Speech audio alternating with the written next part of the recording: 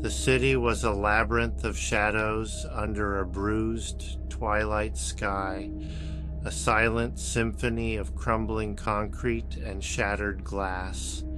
In the heart of this decaying urban sprawl, a group of figures moved like phantoms. They were young, their faces twisted with a potent cocktail of anger and bravado. Their destination, the forgotten square where a lone statue stood, a silent sentinel to a bygone era. The bronze soldier, frozen in a perpetual salute, was about to become the target of their volatile frustration. Their laughter, harsh and hollow, echoed off the grimy buildings, a discordant chorus in the gathering gloom. Tonight, history would be rewritten in spray paint and broken promises.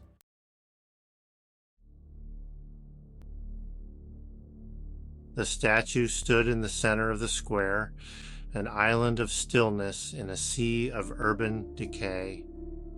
It was a monument to a forgotten war, a bronze soldier forever frozen in a gesture of salute.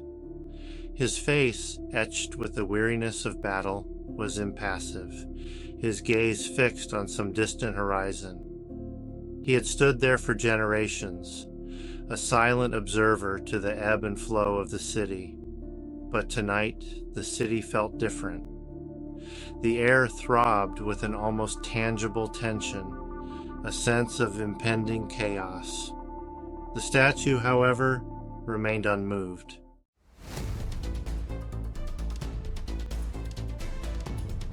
The lost ones swarmed around the statue like angry wasps, their voices a cacophony of discontent. They hurled insults at the bronze soldier, their words laced with venom and frustration. "Tear him down," one of them yelled, his voice raw with rage. The others echoed his sentiment, their shouts a chorus of defiance against a world that had left them behind. A can of spray paint arced through the air, a scarlet streak against the oppressive gray sky. It landed with a dull thud at the foot of the statue, a splash of color in the desolate landscape. "He's nothing but a relic of the past," another voice chimed in, filled with a chilling certainty.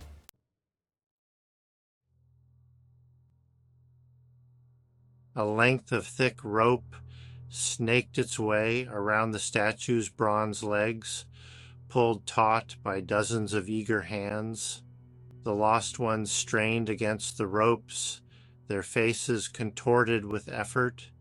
The statue shuddered on its pedestal, the first tremor of movement it had experienced in decades. The bronze soldier tumbled from its pedestal with a deafening crash, the sound echoing through the deserted square like a death knell. It landed face down in the wet pavement, the impact jarring the pigeons from their perch on the nearby buildings. The lost ones cheered, their laughter a jarring counterpoint to the solemn stillness that had descended upon the square. Their triumph, however, was short-lived.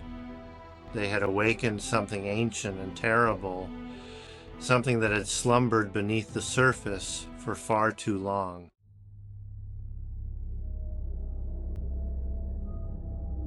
A low groan emanated from the fallen statue, sending shivers down the spines of the lost ones.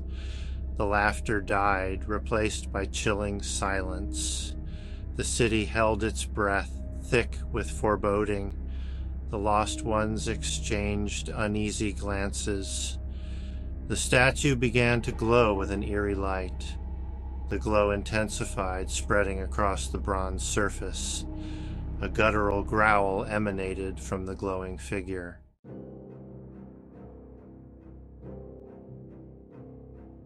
The glow intensified, engulfing the statue in an almost blinding light. The lost ones shielded their eyes, their earlier bravado forgotten in the face of this supernatural spectacle. The metal of the statue, cold and lifeless just moments before, began to flow like liquid mercury. It twisted and contorted, reforming, reshaping, as if guided by some unseen hand. With a sound like thunder, the statue slammed upright, its transformation complete. Gone was the passive, weary soldier. In its place stood a figure of cold, hard fury. The bronze skin gleamed with an internal fire. Its eyes burned with a malevolent light.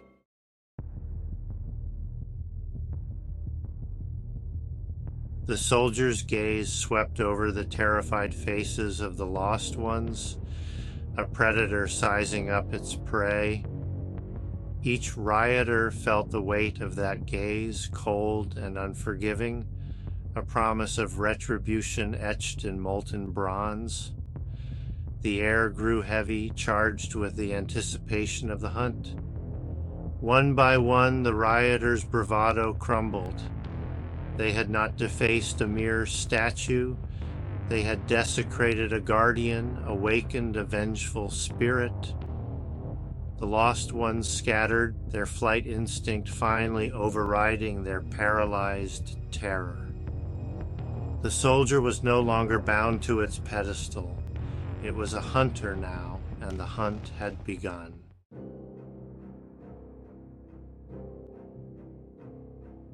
The soldier moved with a speed that belied its size, a blur of bronze and fury. The lost ones scattered like rats in a sewer, their screams echoing through the desolate streets. One of the rioters, a young woman with streaks of pink in her hair, stumbled in her haste.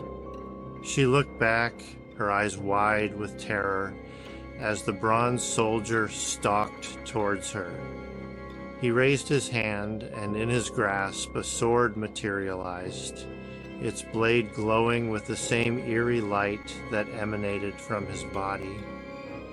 With a swift, brutal stroke, the soldier silenced her screams forever.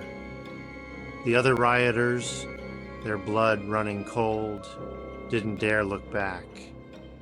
They knew, with chilling certainty, that their act of defiance had unleashed a nightmare.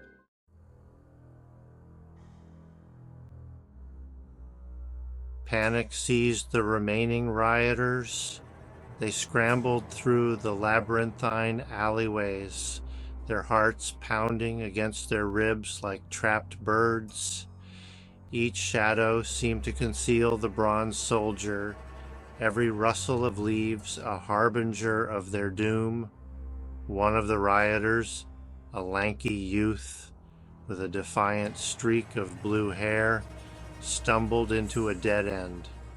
The alleyway was a narrow chasm of brick and grime, the stench of decay thick in the air. He could hear the heavy thud of the soldier's footsteps, approaching, each step a hammer blow against his sanity.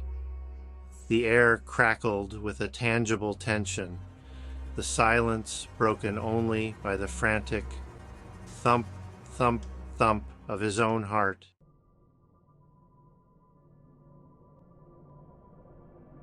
Two others, a young couple who had sought solace in each other's arms during the riot, found themselves on a rooftop, their escape route blocked by a sheer drop.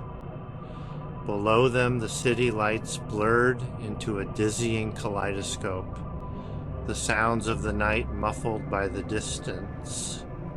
The young man pulled his girlfriend towards a fire escape, his hand trembling.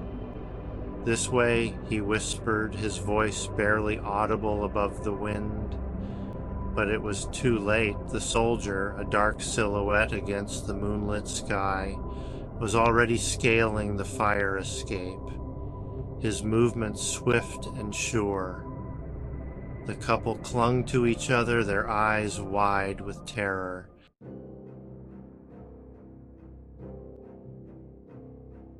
The lanky youth in the alleyway closed his eyes, bracing for the inevitable. He could hear the rasp of metal on stone as the soldier drew his sword, the sound sending shivers down his spine. He opened his eyes a crack, just in time to see the soldier raise his sword, its blade glinting under the pale light of a distant street lamp. The soldier's face, mere inches from his own, was a terrifying study in righteous fury. Then everything went dark. On the rooftop, the young man sprayed his can of paint at the approaching soldier, a futile gesture of defiance. The soldier swatted the can aside as if it were a pesky insect. He reached out, his hand a claw of molten bronze, and closed his fingers around the young man's throat.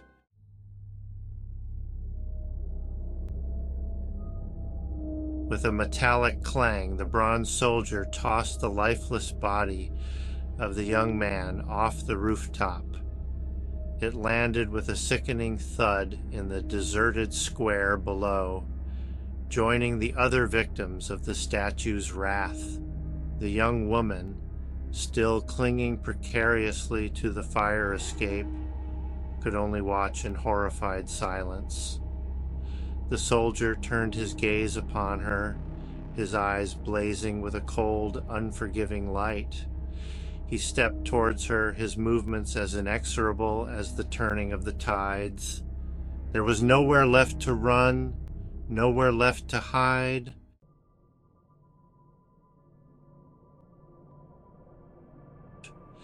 He held her suspended over the edge of the building, her life literally hanging in the balance. "Please," she whimpered, her voice barely a whisper. "I'm sorry. We didn't know." The soldier stared at her, his expression unreadable. For a moment she dared to hope that her words had gotten through, that he might yet show mercy, but the hope was fleeting. The soldier's grip tightened on her ankle, his bronze fingers digging into her flesh. She cried out in pain, her tears mingling with the blood that trickled down her leg. He lifted her higher, bringing her face to face with his own.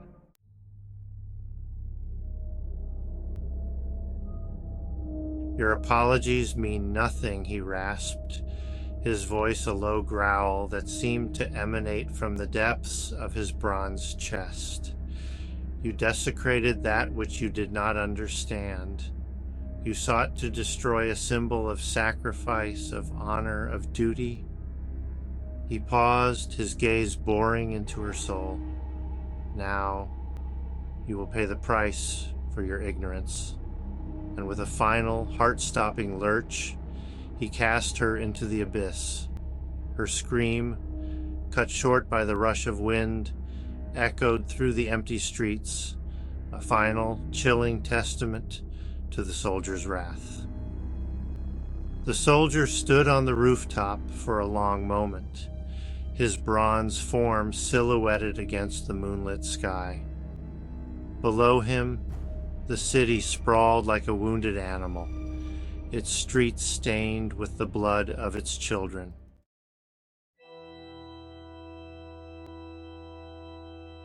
Dawn broke over the city, casting a pale, sickly light on the events of the night. The streets, normally bustling with life, remained eerily deserted. In the center of the square, the statue stood, bathed in the soft glow of the rising sun. The soldier, frozen in his perpetual salute, seemed a silent sentinel, a relic of a bygone era. A subtle shift in the jaw, a glint in the eyes, hinted at newfound awareness. The statue now exuded an aura of cold, watchful power. The city belonged to the soldier now, his bronze gaze sweeping over his domain. He was a silent guardian, forever bound to the city he had sworn to defend.